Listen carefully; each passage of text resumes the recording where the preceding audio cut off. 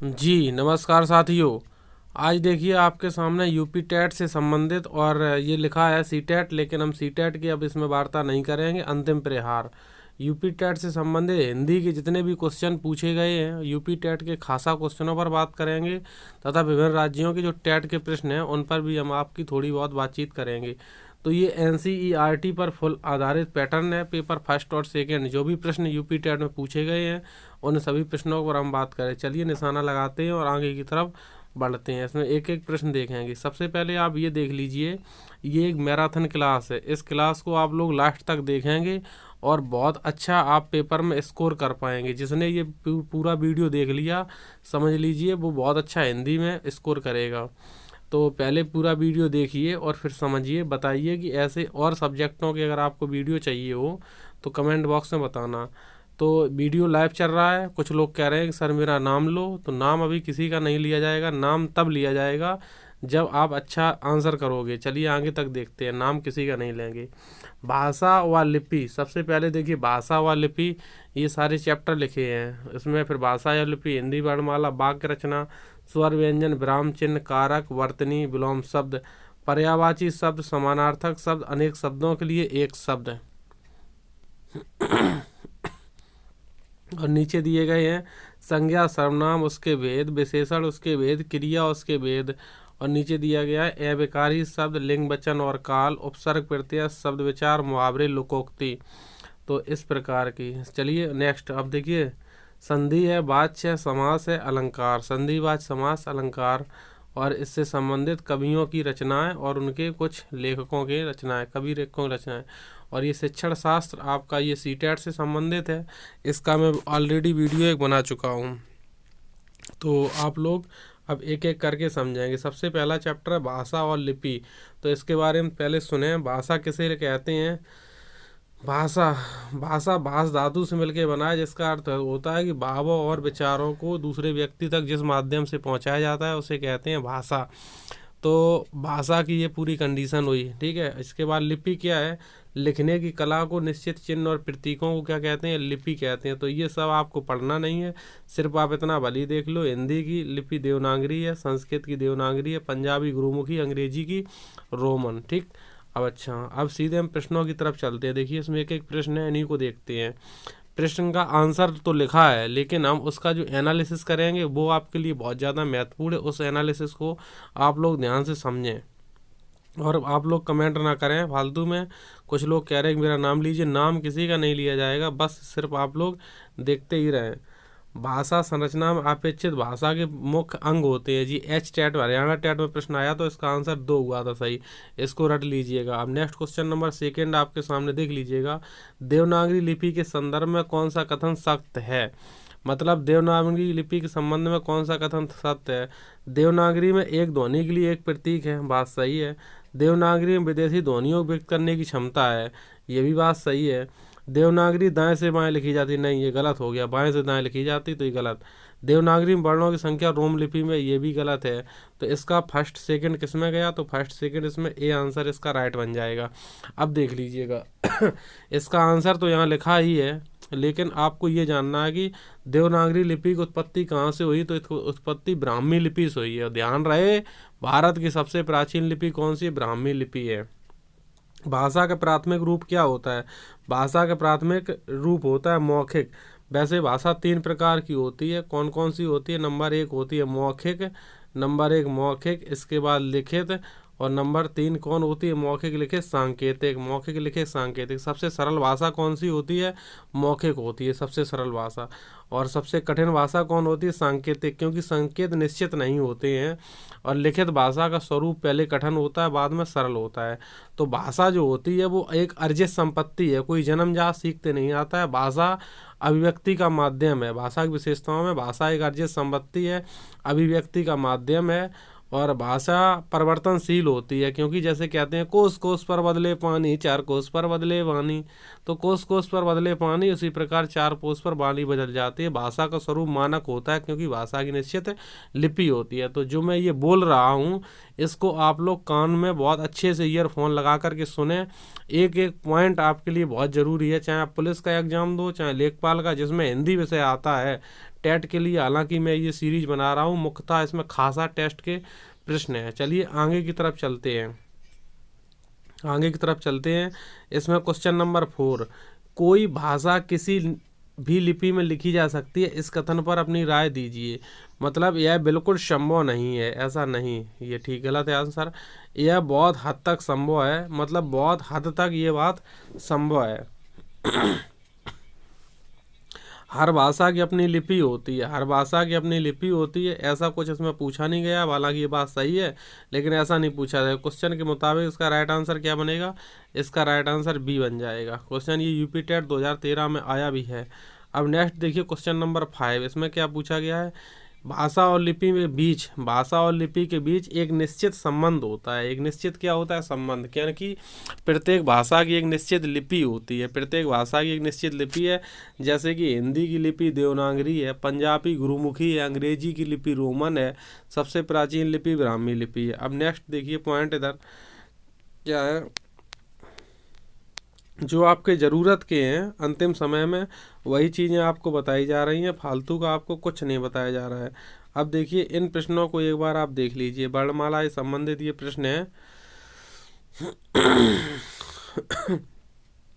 टा वर्ग में किस प्रकार के व्यंजन है? टा वर्ग में किस प्रकार के व्यंजन है? मूर्धन है, टाठा डाडा माँ। तो ये ऐसे होता है KTM 2, KTM 2 यहाँ पर हो गया।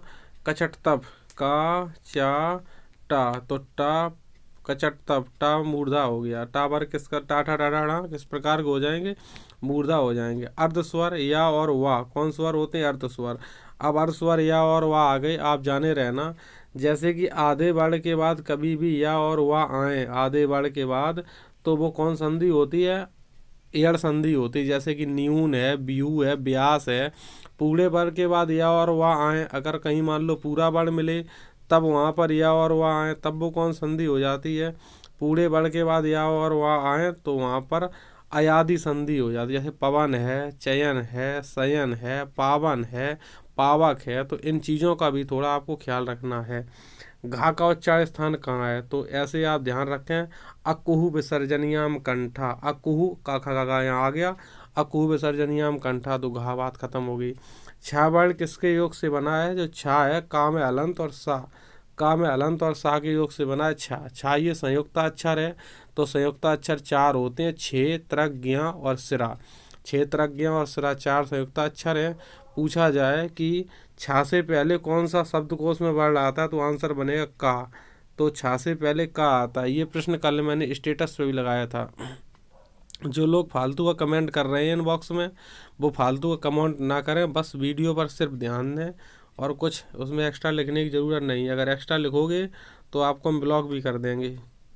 स्वर किसका भेद है? स्वर किसका भेद है? स्वर एक वर्ण का भेद है। स्वर किसका भेद है? स्वर वर्ण का भेद है। तो इसका राइट आंसर बनेगा वर्ण। हालांकि वो बात सही है कि 2 वर्णों के योग से संधि बनती है, 2 पदों के योग से समास बनता है। और लिंग आप जानते हो, पुल्लिंग स्त्रीलिंग 2 होते हैं लिंग हिंदी में। और वर्ण का एक भेद स्वर है। तो स्वर की संख्या कितनी रहती है? स्वर 11 होते हैं, 7 + 4, 7 होते हैं दीर्घ स्वर, 4 होते हैं मूल स्वर। खा, खा है, क्या है खा? खा क्या है? खा एक अघोष व्यंजन है। खा कैसा व्यंजन है? अघोष व्यंजन है। मतलब हमने आपको बताया था, जैसे कि आप ऐसे लिखें, का से माँ तक, का, खा और गा, घा और यहाँ, ये 2 लाइनें नीचे तक कैसी होती हैं? जो भी यहाँ पर आ जाते हैं 5 5 10, 5 इधर 5 इधर 10, तो ये सबके सब अघोष व्यंजन माने जाते। तो उसी श्रेणी के हिसाब से खा हो गया। चलिए नेक्स्ट पॉइंट, क्वेश्चन नंबर 12। ऊष्मा प्राण वर्ण हैं। ऊष्मा प्राण वर्ण शा शा हा, तीनों शकार हो जाएंगे। ये मूर्धन सकार है, बहुत बार परीक्षा में पूछा जाता है। ऊष्म का मतलब जो गर्म होके वायु बाहर निकले, वर्ण को बोलते समय ऊष्म। स्पष्ट संघर्षी व्यंजन है, तो ये जा इसका राइट आंसर हो जाएगा। स्पष्ट संघर्षी व्यंजन के क्वेश्चन के मुताबिक भाषा की सबसे छोटी इकाई, भाषा की सबसे छोटी इकाई वर्ण है। अगर आपसे पूछ लिया जाता, मान लो भाषा की सबसे छोटी सार्थक इकाई क्या है, तब आंसर हो जाता शब्द। भाषा की सबसे छोटी भावार्थ इकाई क्या है, तब आंसर हो जाता वाक्य। भाषा की सबसे छोटी मौखिक इकाई क्या है, तब हो जाता ध्वनि। लेकिन क्वेश्चन के मुताबिक आंसर क्या हो जाएगा? वर्ण। अब तुम सोच रहे होगे कि आंसर लिखा है, मास्टर पढ़ा क्या रहे हैं, जो हम बोल रहे हैं उसको आप ध्यान दें। लिपि किसे कहते हैं? किसी भाषा के निश्चित चिन्ह और प्रतीकों को लिपि कहा जाता है। लिखने की जो कला होती है, लिपने की कला को लिपि कहा जाता है। तो चलिए क्वेश्चन नंबर 15 की तरफ चलते हैं। निम्नलिखित में से किस वर्ण का मूल उच्चारण हिंदी में प्रचलित नहीं है? किसका मूल उच्चारण हिंदी में प्रचलित नहीं है? ये देखिए दीर्घ ऋ बनी है, इसका हिंदी में प्रचलित नहीं है उच्चारण। अब जैसे कि ये दीर्घ ऋ होती है, तैसे आप लिखते हो मात्र प्लस ऋण, तो ऐसे लिखा जाता है मात्रण। मात्रण में ये दीर्घ ऋ बनती है मात्रण, तो मातृ प्लस ऋण हो जाता है मात्र। दीर्घ ऋ हिंदी में नहीं चलती है, दीर्घ ऋ हिंदी में नहीं चलती है। चलिए नेक्स्ट अब देख लेते हैं क्या दिखा गया है। कौन सा शब्द रा अन्य से भिन्न है? मतलब किसमें रा अन्य से भिन्न है? देखिए मैंने आपसे कहा था ये सिरोरेखा होती है, सिर चढ़े वो अधूरा, मतलब सिरोरेखा के ऊपर कोई भी रा है तो वो अधूरा। अधूरा का मतलब क्या है? वो स्वर रहित होता है। जो मतलब नीचे बनता है सिरोरेखा है कोई भी रा, वो स्वर सहित बनता है। सिर चढ़े वो अधूरा है, जो पैर पड़े वो पूरा है। कई बार मैं ये ऑफलाइन क्लास में ऐसी बताता रहता हूँ। तो देखिए इसमें पूरा रा है, ठीक है, इसमें अधूरा रा है, तो राइट आंसर यही बन जाएगा। इसमें पूरा रा है, ये पूरा रा। पूरा रा का मतलब यहाँ पर है कि स्वर सहित रा है। तालव्य व्यंजन हैं। तालव्य व्यंजन कौन से हैं? ता था दाधा ना, ता था दाधा ना तालव्य व्यंजन कौन से हैं? तो इसमें से दोनों आंसर ये गलत हैं अभी। तो अब देखते हैं इसके और सी आंसर कहाँ है। 17 का सी देखते हैं किधर है। तो पेज नंबर ये 5 के बाद 6 पेज नंबर शायद गायब हो गया। तो तालव्य में आप अभी यहीं पर याद कर लो कौन से हैं। ऑप्शन वो आ नहीं पाया इसमें। तालव्य में देखिए क्या आता है, ता था दाधा ना, इचु यशा नाम तालु, इचु यशा नाम। तो तालव्य में सीधी सी बात आ जाएगी। देखिए ऐसे आप लगा दो KTM 2, KTM 2। तो तालव्य पूछेगा ये कंठ मूर्धा दंत, दंत कंठ तालु, अच्छा कंठ तालु मूर्धा दंतोष्ठ। तालु पूछे गए तो यहाँ पर काचा यानी कि चा छा जा यहाँ, चा छा जा यहाँ। तो तालब कौन से? ये वाला राइट आंसर बनेगा 17। अभी मैं थोड़ा गड़बड़ कर गया था इसमें। तालब इच्चु ऐसा नाम तालु, इच्चु ऐसा नाम तालु। तो एक बार ही देखे रहना, अकु विसर्जनियाम कंठा, अकु विसर्जनियाम कंठा और इच्चु ऐसा नाम तालु। ऋतु ऋषाणाम मूर्धा होता है, तो ऋतु ऋषाणाम। तो ये तालब वाले चाहे जा यहाँ हो जाएंगे। चलिए क्वेश्चन नंबर अब नेक्स्ट की तरफ चलते हैं हम। तो इनका आप स्क्रीनशॉट भी लेते जाए जो आपको इम्पोर्टेंट लगे। अब देखिए इसमें हम वाक्य के बारे में जानकारी हासिल करेंगे। ये देखिए वाक्य लिखे गए हैं, क्योंकि समय हमारे पास ज़्यादा नहीं है इसलिए मैं डायरेक्ट उन्हीं पर बात कर रहा हूँ जो यूपी टेट में प्रश्न आए हैं। ये वीडियो सभी के लिए उपयोगी है और इसको देखते रहिए। देखिए एक लड़का कह रहा है इसमें बहुत अच्छे से चल रहा है, बहुत बहुत धन्यवाद। चलिए आप लोग इसी प्रकार देखते रहें। मुझसे खड़ा नहीं हुआ जाता है, तो ये वाच्य है। मुझसे खड़ा नहीं हुआ जाता भाव वाच्य है। परीक्षा में एक ना एक वाच्य जरूर पूछा जाएगा। मुझसे खड़ा नहीं हुआ जा रहा है, किस प्रकार का ये वाच्य है? तो ये किस प्रकार का वाच्य है? ये भाव वाच्य है। भाव वाच्य किस प्रकार का वाच्य है? भाव वाच्य है। वाच्य 3 प्रकार के होते हैं। कौन से होता है? एक कृतवाच्य होता है और एक कर्मवाच्य होता है। दूसरा कौन सा वाच्य होता है? भाववाच्य। कृतवाच्य जिसमें कर्ता प्रधान होता है, कृतवाच्य। कर्मवाच्य जिसमें कर्म हो कर्ता के द्वारा। भाव में जो भाव, जैसे मुझसे उठा नहीं जा रहा, खा रहा नहीं जा रहा है, मुझसे देखा नहीं जा रहा, तो ये सब कैसे वाच्य हैं? भाववाच्य। क्वेश्चन नंबर देखिए सेकेंड है, वाक्य और इसके भेद से संबंधित कौन सा जोड़ा गलत है? वाक्य और भेद से संबंधित कौन सा जोड़ा गलत है? बच्चे नाश्ता करके विद्यालय, बच्चे नाश्ता करके विद्यालय गई, सरल वाक्य सही है। जो प्रथम आएगा वह पुरस्कार पाएगा, जो लग गया, तो इसमें कौन सा वाक्य हो गया? मिश्र वाक्य, ये भी सही है। नेता ने भाषण दिया और चला गया, नेता ने भाषण दिया और चला गया। भाषण दिया और जाने का काम हुआ, तो वाक्य संयुक्त है इसमें। लक्ष्मीबाई और सोफिया आ गई, लक्ष्मीबाई और सोफिया आ गई, तो ये कनेक्टिंग वाला काम कर रहा है, तो ये सरल वाक्य नहीं है। तो इसका आंसर क्या बनेगा? राइट आंसर, इसका राइट आंसर बनेगा डी वाला। राइट आंसर क्या बनेगा? इसका राइट आंसर डी बनेगा, क्योंकि यहाँ पर लक्ष्मी गई और सोफिया आई, तो और लग गया, कनेक्टिंग हो गया, तो ये सरल वाक्य नहीं है। बस इतना जानिए आप। इस पर पश्चिम का प्रभाव है, इस पर पश्चिम का प्रभाव है, तो ये विधान है, एक चीज विधान है, तो विधानवाचक है। अब यहाँ पर संदेह है नहीं, संबंध है नहीं, प्रश्नवाचक का कोई चिन्ह ही नहीं है, तो यहाँ पर बनेगा क्या? विधानवाचक बनेगा। अब कौन सा वाक्य मिश्र वाक्य है? कौन सा वाक्य मिश्र वाक्य है? वह ज्ञानी है किंतु जिद्दी है, ये नहीं है मिश्र वाक्य। सीता पढ़ रही है, भी नहीं, सरल वाक्य है। आकाश में बिजली चमकती, साधारण वाक्य। वह कौन सा व्यक्ति है जिसे महात्मा गांधी का नाम नहीं सुना, कौन सा व्यक्ति है। तो ये इतनी बात अलग हो गई, फिर इसमें आगे जोड़ा गया है, तो ये मिस्र हो गया। कैसा वाक्य हो गया, मिस्र। राम आया, भाई से मिला और तुरंत लौट गया। राम आया, भाई से मिला, तो दो वाक्य संयुक्त हो रहे हैं, तो यहाँ पर ये कैसा वाक्य हो गया भाई, संयुक्त वाक्य हो गया। जरूरत है कि हम दर्पण जैसा जीवन जीना सीखें, रचना की दृष्टि से उपयुक्त वाक्य है। तो ये कैसा वाक्य है, संयुक्त वाक्य है। एक बार सभी लोग कमेंट करके बताएं क्या मेरी प्रॉपर आवाज़ सभी तक साफ साफ आ रही है। अगर साफ आ रही हो तो सभी लोग यस टाइप करें। चलिए, कुछ लोग कह रहे हैं बहुत अच्छी आ रही है आवाज़, सही चल रहा है, बहुत बहुत धन्यवाद। चलिए देखे रहिए आगे। अब इस दर्पण में देखकर बताओ कि तुम क्या देखते हो। अब इस दर्पण में देख के बताओ तुम क्या देखते हो। पहले दर्पण में देखना है, फिर बताना है, तो एक क्या होगा, मिस्र होगी कंडीशन। कैसी कंडीशन हो गई, मिस्र कंडीशन हो गई। जैसे कि सरल वाक्य तो एक ही वाक्य होगा, जब दो वाक्य मिल जाएंगे तो मिस्र बन जाती है, जब कोई इसमें कंजक्शन लग जाए। नेक्स्ट देखिए क्वेश्चन नंबर 8, शायद।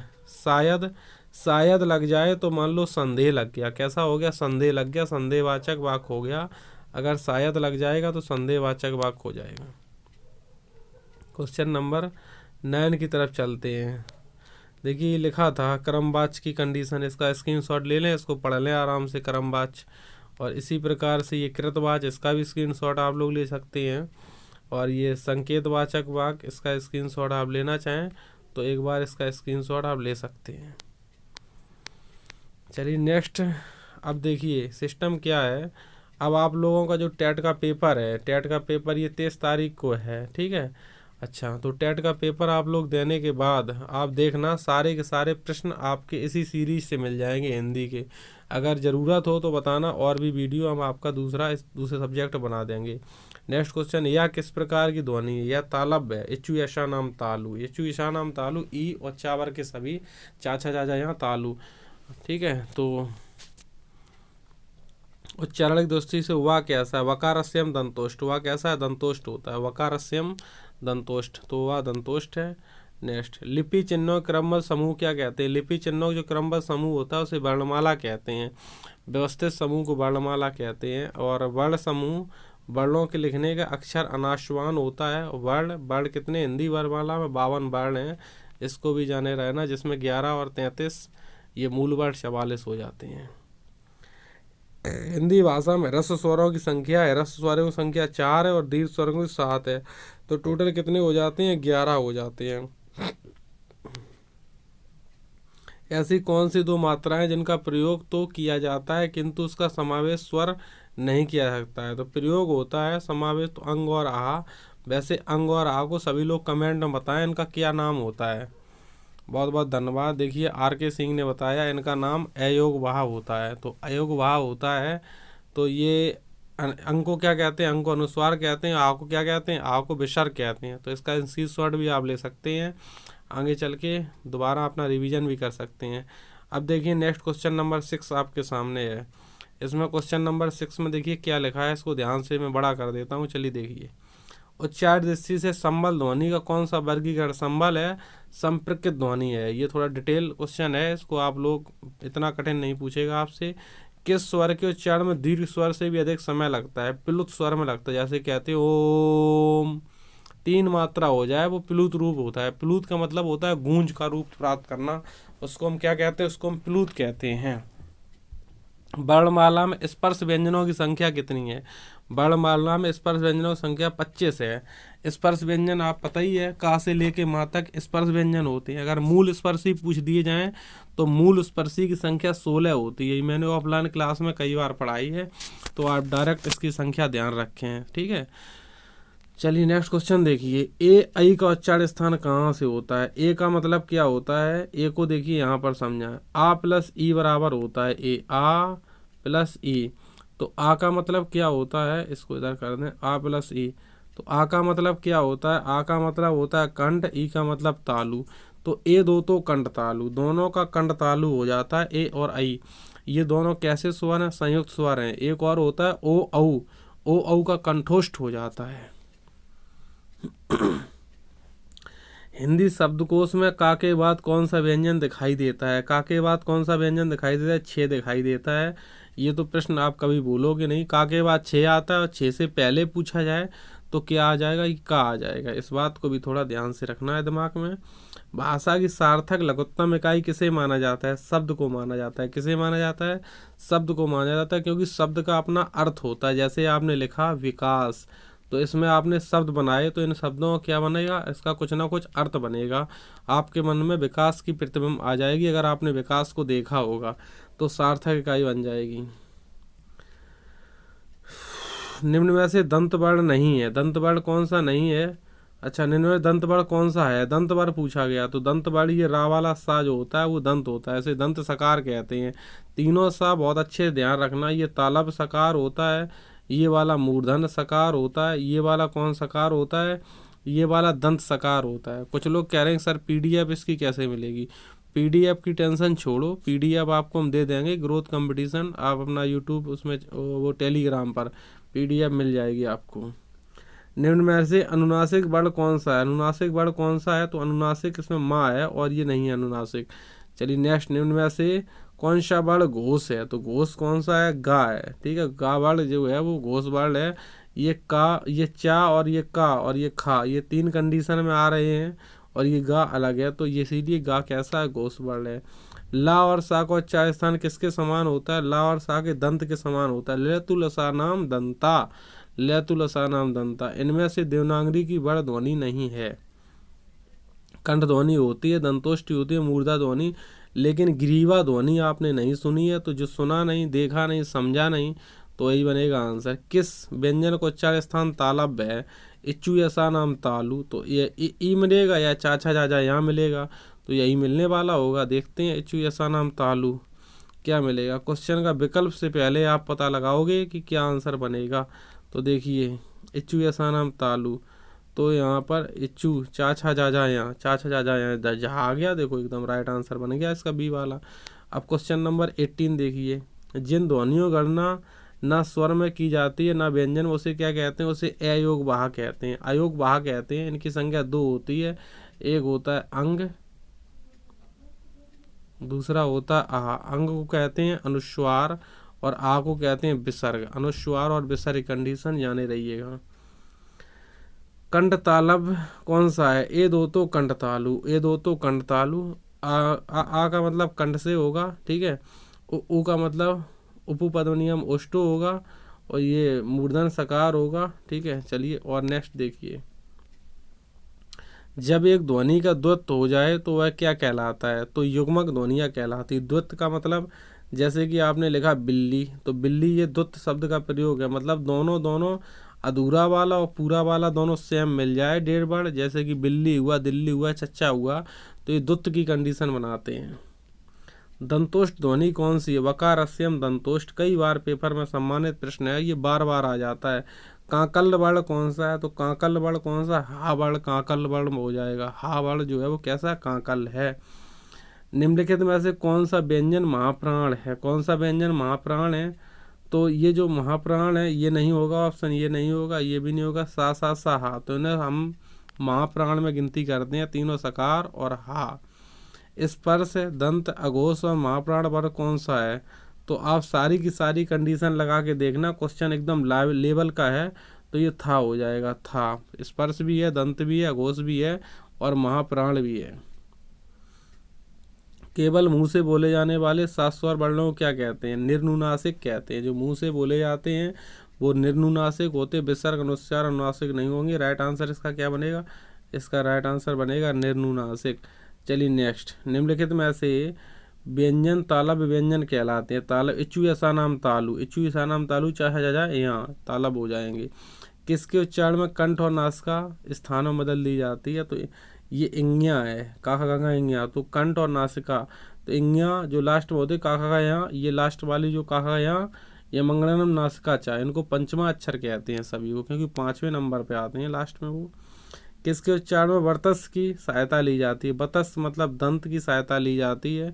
तो चलिए 28 का आप देखते हैं ऑप्शन किधर साइड है। ये भाई साहब, ये देखिए भाई साहब, ये आ गया आपके सामने, तो मतलब सा, तो यहाँ पर दंत हो जाएगा। इसका आंसर क्या बन जाएगा?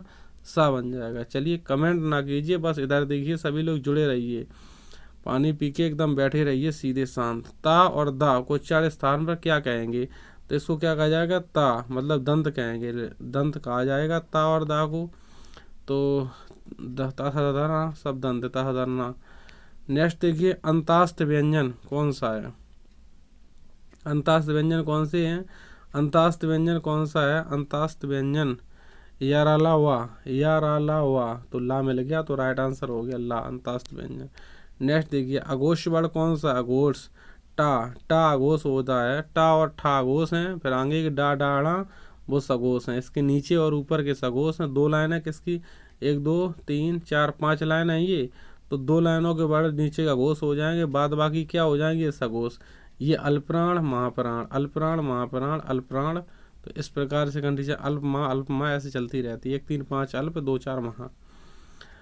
मूर्धन्य स्पर्श सघोष नासिक अल्पप्राण व्यंजन है, कौन सा इसका आंसर बनेगा? ये ठा बनेगा।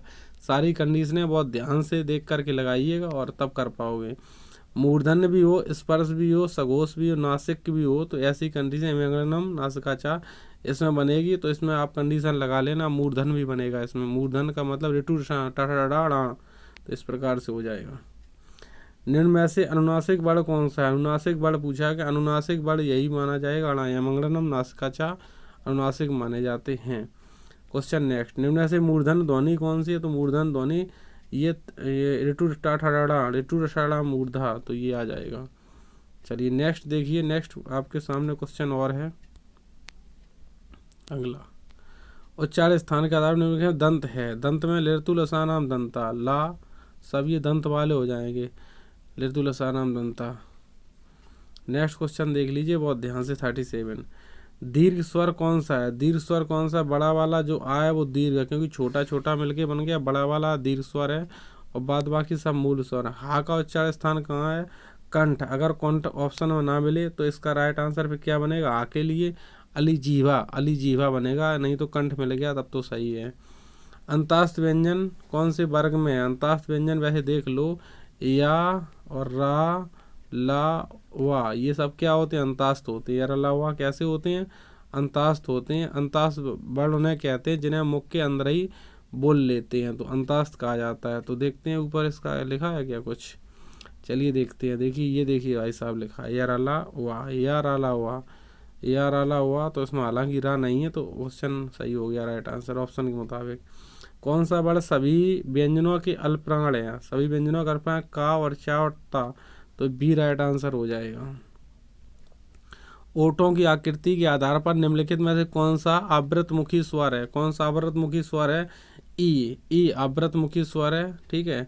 जिह्वा के आधार पर स्वर कितने प्रकार के होते हैं? 6 प्रकार के स्वर माने गए जिह्वा के आधार पर, बस इनका ही डेटा। अब देखिए विराम चिन्ह जो कामता प्रसाद गुरु ने दिया था, तो उन्हीं विराम चिन्हों की बात करने जा रहे हैं। कामता प्रसाद गुरु के अनुसार 20 हैं। देखिए पूर्ण विराम है, अर्ध विराम है, और अल्प विराम भी यहाँ पर लिखा गया है, और भी इधर होंगे। अल्प विराम के बाद प्रश्न चिन्ह है और विस्मयादि चिन्ह है। जिसको देखना है बाद में वीडियो देख लें और इनको नोट करें। जो लोग टेट का एग्जाम देंगे उनके लिए तो स्पीड फास्ट रिवीजन चल ही रहा है। देखिए 2 विपरीत शब्दों के बीच कौन सा विराम चिन्ह लगता है? योजक। जैसे कि 2 विपरीत शब्द हो जाएंगे राजा रानी, तो राजा रानी इस प्रकार का लग जाएगा यहाँ पर राजा रानी, ठीक है। जैसे कि जीजा साली, तो जीजा साली के बीच में ये माइनस जैसा योजक चिन्ह, इसको इंग्लिश में हाइफन कहते हैं। किसी की कही हुई बात को स्पष्ट करने के लिए वाक्य के अंत में किस प्रकार का चिन्ह लगाया जाता है? बताइए। विवरण चिन्ह लगाया जाता है क्या? लाघव चिन्ह लगाया जाता है, और भी ऊपर क्या है? विवरण हुआ, लाघव हुआ, रेखांकन हुआ और लोप हुआ। तो विवरण चिन्ह, जैसे कि हम कहते हैं कूलाम के नियमानुसार, जैसे हमने कहा कि किसी चीज़ को लिखना है, जैसे कहते हैं डालिए, जैसे कि आपसे हम कहें ऐसे करके यूँ चिन्ह, मतलब किसी चीज़ का जब विवरण करते हैं तो ये कोलन डैश एक प्रकार का इस प्रकार का लगाया जाता है, इसको विवरण चिन्ह कहा जाता है। किसी अक्षर या शब्द पर विशेष बल देने के लिए किस चिन्ह का प्रयोग करते हैं? एक गहरा उद्धरण का चिन्ह, इस पे सिंगल इन्वर्टेड कोमा का प्रयोग करते हैं। जैसे आप लोग 6 और 9 बोल देते हो। निम्न में से प्रश्न चिन्ह कौन सा है? प्रश्न चिन्ह कौन सा? सब लोग जानते हैं, राइट आंसर इसका डी बनेगा। माता और ये योजक चिन्ह, पिता दोनों प्रश्न थे। इस वाक्य में किस प्रकार का चिन्ह है? योजक चिन्ह है, सभी लोग जानते हैं। और उसने मुझसे कहा, मैंने आज एक मशीन खरीदी। और उक्त वार्तालाप में किस चिन्ह का प्रयोग हुआ है? तो उक्त वार्तालाप में किस चिन्ह में क्या है? उसने कहा, तो यहाँ पर कोमा लगेगा। उसने कहा तो यहाँ पर कोमा लगेगा। ठीक है, तो ये वाला अल्पविराम हो गया। Right answer A. मुझे बाजार जाना है, रेखांकित चिन्हों को पहचानिए। तो इसका राइट आंसर क्या बनेगा? बी बनेगा राइट आंसर। देखिए, हम पढ़ाने पर फोकस कर रहे हैं, हम सिर्फ आपके कमेंट नहीं देख रहे हैं। तो आप लोग भी इस वीडियो पर फोकस करें। वैकेंसी से कोई मतलब नहीं है। कुछ लोग सरकार के बारे में कमेंट कर रहे हैं, सरकार से अभी कोई मतलब नहीं है। सरकार जब बनेगी तो उसी हिसाब से हम देख लेंगे।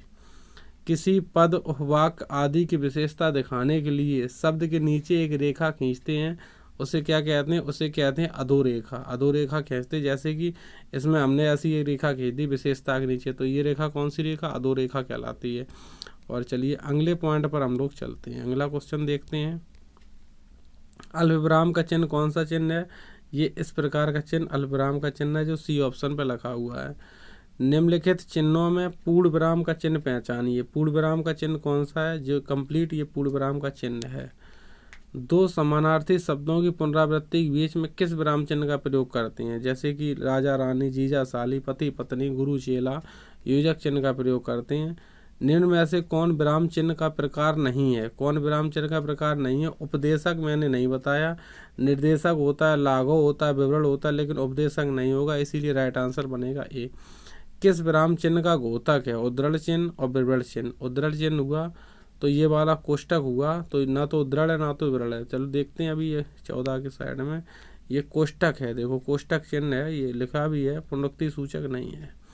क्वेश्चन नंबर 14 देखिए क्या लिखा है, बड़ा कर देते हैं इसको थोड़ा। महत्वपूर्ण कथन को उद्धृत करने में किस विराम चिन्ह का प्रयोग किया जाता है? तो इसमें दोहरा उद्धरण लगाया, जिसको आप छाछठ ऐसे 99 बोलते हो, डबल इन्वर्टेड कोमा जैसा। पढ़ने में ठहरने के लिए किस चिन्ह का प्रयोग किया जाता है? विराम चिन्ह का प्रयोग, अलगा विराम लगाया जाता है। अनुस्वार का चिन्ह कैसा होता है? स्वर के ऊपर एक बिंदी। अनुस्वार का चिन्ह ये होता है, जैसे कि आपको लिखना अंकित, अंकित लिखना है। जैसे कि आपको लिखना आंशिक, आंशिक शब्द लिखना है, तो आंशिक से अगर ये अनुस्वार हट जाए तो कितना बड़ा परिवर्तन हो जाएगा, वो आप जान रहे हो। वाक्य को समाप्त करने के लिए किसका प्रयोग, जिसका प्रयोग किया जाता है, उसे क्या कहते हैं? पूर्ण विराम। जैसे वह खाना खाता है, तो ये पूर्ण विराम हो गया। जहां वाक्य की गति अंतिम रूप ले, विचार के तार टूट जाएं, वहां पर किस चिन्ह का प्रयोग करते हैं? तो वहां पर पूर्ण विराम का चिन्ह का प्रयोग करते हैं, पूर्ण रूप से रुक जाते हैं। प्रश्नवाचक चिन्ह का प्रयोग किस वाक्य में होता है? किस वाक्य में? मोहन को बाजार क्यों जाना था? तो क्यों जाना था प्रश्नवाचक चिन्ह लगेगा। क्यों, कैसे, कब, कहाँ आए, तो प्रश्नवाचक चिन्ह लगता है। निम्नलिखित में से कौन सा विकल्प विराम भेद और उसके विराम चिन्ह को सुमेलित नहीं करता है? तो मतलब योजक चिन्ह से संबंधित ये चिन्ह ही नहीं है, तो राइट ये पूर्ण विराम का है चिन्ह। अल्पविराम का भी, उद्धरण की भी है, लेकिन सी इसीलिए आंसर बना क्योंकि चिन्ह गलत है उसका, तो ये गलत हो गया, फिर आंसर बन गया। जहाँ पूर्ण विराम की अपेक्षा कम और अल्पविराम से अधिक रुकना अपेक्षित हो, तो वहाँ पर अर्धविराम लगता है। कौन सा विराम लगता है? अर्धविराम, यानी कि ये बीच का विराम होता है अर्धविराम। इस प्रकार का पॉइंट ऐसे करके चिन्ह लगता है अर्धविराम।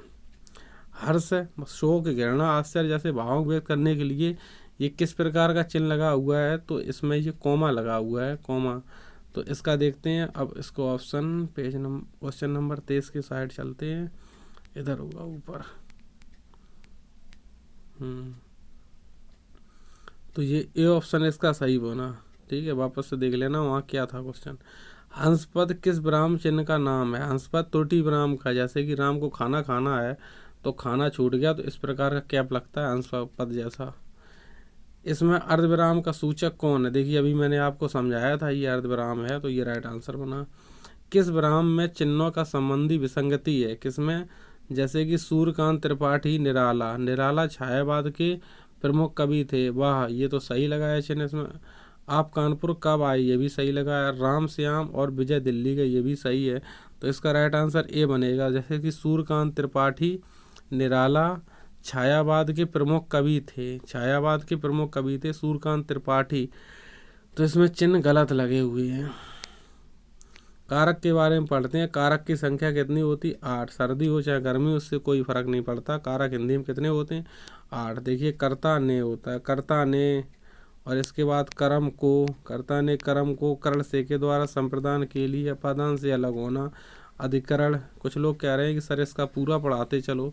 पूरा अभी नहीं पढ़ाना है, बस इतना देखना है क्योंकि टेट का एग्जाम है, पूरा बाद में पढ़ाएंगे। संबंध काकी कारी रे, ठीक है, और इसके बाद संबोधन हे अरे, ठीक है, और इस प्रकार के कारकों की पहचान दी। कर्ता, कार्य को संपन्न करने वाला। ये पूरी जो बुक है वो कोचिंग में उपलब्ध है, आप ले सकते हो और संपर्क कर सकते हो। बर्तनी से संबंधित भी जानकारी, कैसे क्या बर्तनी, उज्ज्वल सही कैसे लिखा जाएगा, आशीर्वाद कैसे लिखा जाएगा। तो अब नेक्स्ट क्वेश्चन देखिए यहाँ पर, निम्नलिखित में से कौन सा वाक्य शुद्ध है? अंगना ये शुद्ध लिखा है, बाद बाकी ये सब तीनों गलत हैं। अब क्यों गलत हैं? यूपी टेट में आया है ये 2020 में प्रश्न। क्वेश्चन नंबर देखिए सेकंड, सभी क्वेश्चन हैं वो टेट में ही आए हैं, तो आप लोग बहुत ध्यान से देखते चलें। यस, निम्नलिखित में से किस शब्द की वर्तनी सही है? तो सन्निधि की वर्तनी ये सही है, बाद बाकी की वर्तनी गलत है। टेट 2020 में आया, देखिए लेटेस्ट वर्जन पे एकदम से काम हो रहा है।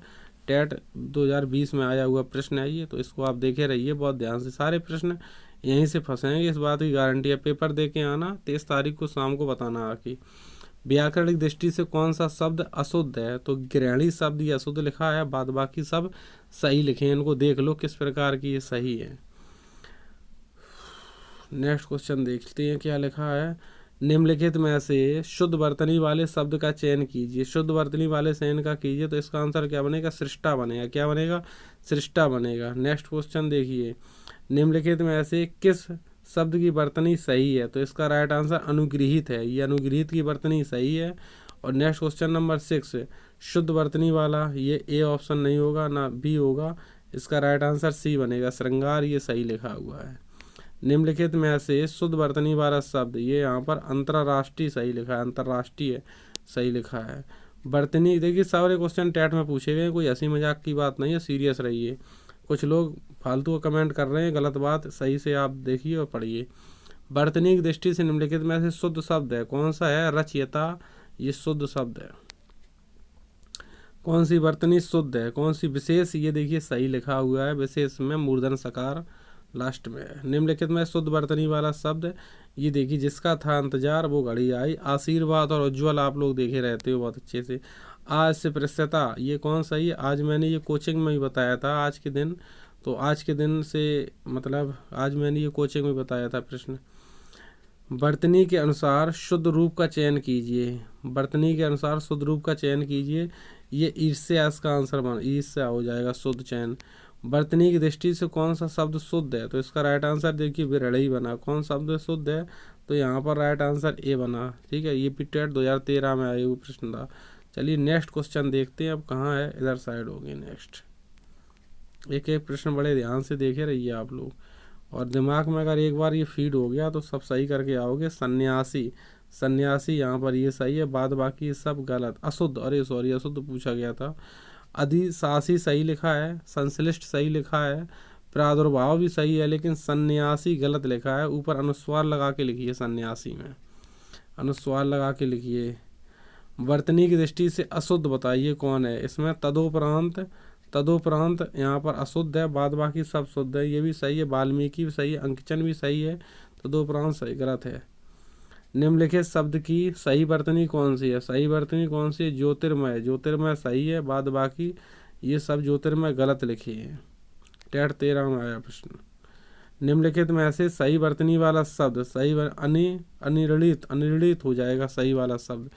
निम्नलिखित शब्दों में से शुद्ध रूप के क्रमांक पर चिन्ह लगाइए। दवाइयाँ, ये देखिए शुद्ध लिखा हुआ है दवाइयाँ, तो इसी पर आपको चिन्ह लगाना था दवाइयों पर। अब एक बार पानी पी लें और तब तक आप लोग इसको देखते रहिए। अभी जाना किसी को कहीं नहीं है, और आगे की सीरीज अभी स्टार्ट करेंगे।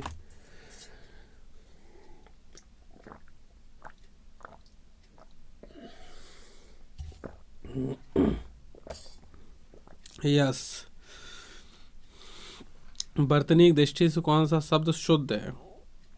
प्राणी वृंद, प्राणी वृंद इसका आंसर बनेगा, यही वर्तनी की दृष्टि से शुद्ध हो जाएगा। चलिए नेक्स्ट अगला देखते हैं। यहाँ पर निम्नलिखित में ऐसे अशुद्ध शब्द पहचानिए। अशुद्ध शब्द यहाँ पर कौन सा हो जाएगा? कार्यकारिणी। कार्यकारिणी अशुद्ध लिखा है, बाद बाकी सब सही लिखे हैं। एक बार इनको बहुत ध्यान से देखते रहिए। कौन सा सही? इतिहास में एक प्रत्यय लगाने शब्द बनेगा ऐतिहासिक। ऐतिहासिक ये सही है और बाद बाकी सब गलत हैं। शुद्ध शब्द है। शुद्ध शब्द कौन सा है? कार्यक्रम शुद्ध लिखा हुआ, बाद बाकी देखिए आरसीवाद है, ये विचित्र भी गलत है। चलिए नेक्स्ट देखिए। वर्तनी की दृष्टि से अशुद्ध शब्द का चयन कीजिए। अशुद्ध, आशीर्वाद शुद्ध लिखा है, महर्षि शुद्ध है, सूर्योदय शुद्ध है, ये परमार्थ ये गलत लिखा हुआ, राइट आंसर बना। निम्नलिखित शब्दों में से सही शब्द का चयन करें। सही शब्द देखिए मृदुल, मधुर, ये सब गलत है, लेकिन ये सी मृदुल सही लिखा है, राइट आंसर बना। Question number 25। नीचे लिखे गए शब्दों में सही शब्द पहचानिए। त्योहार, सही शब्द पहचानिए, त्योहार सही लिखा है, बाद बाकी ये गलत लिखे हैं। तो यार राइट आंसर यहाँ पर क्या बना? ए। अब देखिए विलोम शब्द। विलोम शब्द में थोड़ा देखिए, पूरा डिटेल नहीं। विलोम का अर्थ होता है उल्टा विपरीत। उल्टे शब्दों को प्रयुक्त करने के लिए देखिए कुछ में अवसर की भी लगाते हैं, ज्ञान का अज्ञान, सक्षम का असक्षम हो जाता है। तो विशेषण शब्द का विलोम क्या होगा? विशेषण का विलोम क्या हो जाएगा? विशेषण का हो जाएगा संश्लेषण। ठीक है। अत्यधिक का विलोम क्या हो जाएगा? अत्यधिक का अत्यल्प हो जाएगा। ये क्यों क्वेश्चन जरूरी है देखना? क्योंकि ये यूपी टेट में आए हुए प्रश्न हैं, यहीं से रिपीट होंगे सारे प्रश्न, मेरा ऐसा मानना है। अनुरूप का विलोम क्या हो जाएगा? प्रतिरूप हो जाएगा। ऋतु का विलोम क्या हो जाएगा? ऋतु का हो जाएगा अनरत, ऋतु अनरत। अर्वाचीन का विलोम क्या हो जाएगा? अर्वाचीन का प्राचीन हो जाएगा। ये सब आपको पढ़ाए हैं मैंने ऑफलाइन क्लास में। गुप्त का विलोम क्या हो जाएगा? गुप्त का विलोम प्रकट। गुप्त माने दिखाई ना देना, प्रकट माने एकदम आ जाना, सबके सामने प्रकट दर्शन दे जाना। चिरंतन, चिरंतन का विलोम क्या हो जाएगा? नश्वर हो जाएगा, नश्वर हो जाएगा यहाँ पर राइट आंसर। शब्द और विलोम की दृष्टि से निम्नलिखित में से कौन सा विकल्प सही नहीं है? तो विशेषण और विवेचन ये सही नहीं है। विशेषण और संश्लेषण होता है लेकिन विवेचन नहीं होता है। यौवन वर्धाव में यही सही है, और लोलुप संतुष्ट भी सही है, एकांकी सर्वांगीण ये सही है। सारे क्वेश्चन टेट में पूछे। परिसीमन का विलोम क्या हो जाएगा? परिसीमन का असीमन हो जाएगा, परिसीमन असीमन। तो 9 के बाद अब क्वेश्चन नंबर 10। तो सारे क्वेश्चन टेट में आए हुए हैं। ये सीरीज आपके लिए बहुत अच्छी है। जिनका टेट का एग्जाम नहीं भी है वो भी देख सकते हैं, क्योंकि यही प्रश्न हर जगह रिपीट होते हैं। समष्टि का क्या हो जाएगा? व्यष्टि हो जाएगा। निर्बल का विलोम क्या हो जाएगा? निर्बल का हो जाएगा सबल। उत्कर्ष का सबका विलोम क्या हो जाएगा? उत्कर्ष का हो जाएगा अपकर्ष। उत्कर्ष का विलोम क्या हो जाएगा? उत्कर्ष का विलोम हो जाएगा अपकर्ष। उन्मूलन का विलोम क्या हो जाएगा? रोपण। उन्मूलन का मतलब रोपण, किसी भी चीज का रोपण। आचार का विलोम क्या हो जाएगा? आचार का अनाचार हो जाएगा। निस्वार्थ, निस्वार्थी मतलब स्वार्थी हो जाएगा, निस्वार्थ हो स्वार्थ। आकर्षण का हो जाएगा विकर्षण, आकर्षण विकर्षण। अमूर्त हो जाएगा मूर्त, अमूर्त माने जो दिखाई ना दे, मूर्त माने जो दिखाई दे। अबर का विलोम हो जाएगा प्रवर, अबर का हो जाएगा प्रवर। अनुराग का विलोम विराग। कुछ लोग कह रहे गुरुजी थोड़ा स्लो चलो, स्लो ना चलो, इसको जल्दी आप लोग बहुत ध्यान से देखें और समझें। क्षणिक शब्द का विपरीतार्थक शब्द कौन सा है? क्षणिक का हो जाएगा शाश्वत। क्षणिक का क्या हो जाएगा? शाश्वत हो जाएगा। सभ्य का विलोम क्या है? सभ्य का विलोम हो जाएगा असभ्य। सभ्य मतलब जो सभ्यता वाला हो, असभ्य जो गाली गलौज करे, जिसके अंदर सभ्यता ना हो, तो ए उपसर्ग लगा के बना दिया गया। किशुल कुशल, कुशल के विपरीतार्थक शब्द के क्रमांक पर निशान, निशान। अब देखिए 22 के बाद देखें पूरा निशान लगाइए। तो कुशल का मतलब हो जाएगा अनाड़ी, अनाड़ी मतलब नया नया, और कुशल मतलब एकदम होशियार जानकार। Question number 23। किस युग में विलोम शब्द नहीं है? प्रत्यक्ष का अप्रत्यक्ष होता है, ये परवर्ती नहीं होगा। प्रवर्ती निवृत्त सही है, बहिरंग अंतरंग सही है, और पदोन्नत और पदवावनत सही है, लेकिन सी राइट आंसर इसीलिए बना, प्रत्यक्ष अप्रत्यक्ष होता है। संतोष का विलोम क्या होगा? असंतोष होगा। राजस्थान टेट में 2011 में सम्मानित प्रश्न है, इसको आप लोग बहुत अच्छे से समझे रहे। जीवन दायिनी का विलोम क्या हो जाएगा? प्राण घातनी हो जाएगा। प्राण, जीवन दायिनी जीवन ले रहे हैं, प्राण घातनी मतलब प्राण लेने वाली भूतनी हो जाएगी अपने देहाती भाषा में। समष्टि का विलोम क्या हो जाएगा? व्यष्टि हो जाएगा। क्या हो जाएगा? समष्टि का व्यष्टि। टेट 2013 में आया वो क्वेश्चन है। निम्नलिखित विलोम शब्दों में युग में कौन सा सही नहीं है? तो भिग का अनभिज्ञ होता है। प्रसारण संकुचन ये सही है। ओजस्वी निस्तेज ये भी सही है। देहाती और सैरुआ ये भी सही हो जाएगा, लेकिन राइट आंसर बना सी। पूर्वज का विलोम क्या हो जाएगा? पूर्वज मतलब अग्रज, पूर्वज अग्रज ये कुछ नहीं हो जाएंगे सही, ठीक है। पूर्वज अग्रज सही है यहाँ पर। चलिए नेक्स्ट क्वेश्चन की तरफ चलते हैं। नेक्स्ट क्वेश्चन है विद्वान शब्द का विलोम क्या हो जाएगा? विद्वान का विलोम हो जाएगा मूर्ख। वैसे विद्वान किसी पुरुष को कहते हैं, लेकिन विदुषी महिला को कहते हैं। तो पुल्लिंग स्त्रीलिंग की बात तो है नहीं जो आप इशू करोगे, मूर्ख करो इसका आंसर। तो 28 के बाद देखिए क्वेश्चन नंबर 29 ऊपर होगा जरूर। 29 नहीं है तो क्या है देखते हैं एक बार। 29 नहीं है, लेकिन कुछ अलग प्रकार के नंबरिंग है इसमें, इसको भी देख लें। चलिए देखते हैं। शुदा का अनेकार्थक शब्द अब पूछे जाने लगे हैं। तो पर्यायवाची शब्द, समार्थक शब्द यहाँ से है। पर्यायवाची शब्द या समानार्थक शब्द, जैसे देखिए इसकी श्रेणियाँ होती हैं, ये लिखा है पढ़ लो आप। कौन सा शब्द भिन्न अर्थ और प्रकृति का होता है? वो है अधुनातन। ये भिन्न अर्थ प्रकृति का है इसमें से। अधुन सनातन, शाश्वत, चिरंतन एक ही, अभी अलग है। लक्ष्य का अनेकार्थक शब्द क्या हो जाएगा? निराशा या उद्देश्य हो जाएगा। लक्ष्य का निराशा होगा या उद्देश्य होगा, या नाम या बल होगा। और देखते हैं अभी क्या हो जाएगा। तो राइट आंसर यहाँ पर क्या बनेगा? निराशा उद्देश्य ही राइट आंसर बन गया उसका, ए पिछले क्वेश्चन का। शुदा का अनेकार्थक शब्द क्या है? शुदा अमृत पानी हो जाएगा। क्या हो जाएगा? अमृत पानी हो जाएगा। शुदा, इसको बड़ा करते हैं, देखने में आसानी रहेगी। क्वेश्चन नंबर नेक्स्ट देखिए क्या लिखा है इसमें। निम्नलिखित में से कौन सा विकल्प सही नहीं है? अन्याय और ये सही नहीं है। और अन्याय परस्पर, कीर्ति रचना, कीर्ति निकृष्ट पुरुष सही है। तो यहाँ पर ये सही नहीं है। कानन का पर्यायवाची हो जाएगा बन। क्या हो जाएगा? बन हो जाएगा। दूसर का पर्यायवाची क्या हो जाएगा? मर्दर हो जाएगा, मर्दर। मुकंद का पर्यायवाची क्या बनेगा? मुकंद का पर्यायवाची बनेगा यहाँ पर विष्णु। क्या बन जाएगा? विष्णु बन जाएगा।